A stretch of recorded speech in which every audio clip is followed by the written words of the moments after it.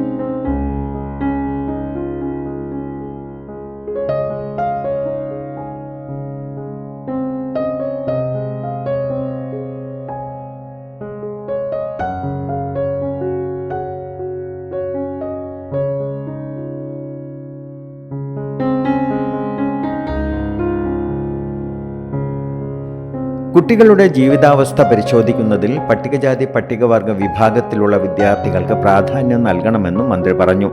കുട്ടികൾ ചോദ്യങ്ങൾ ചോദിക്കുന്നവരാവണം. അതിനായി വിദ്യാർത്ഥികളെ പ്രാപ്തരാക്കണമെന്നും മന്ത്രി കൂട്ടിച്ചേർത്തു.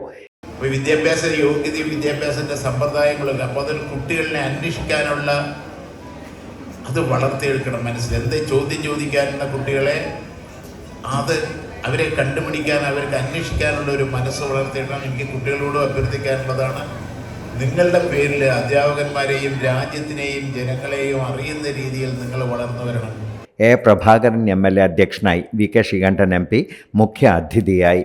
ജില്ലാ പഞ്ചായത്ത് പ്രസിഡന്റ് കെ. ബിനുമോൾ കായിക പ്രതിഭകൾക്കുള്ള അനുമോദനം ജില്ലാ കളക്ടർ G. പ്രിയങ്ക നിർവഹിച്ചു. അകത്തേത്തറ ഗ്രാമപഞ്ചായത്ത് പ്രസിഡന്റ് സുനിത അനന്തകൃഷ്ണൻ USS വിജയികളെ അനുമോദിച്ചു.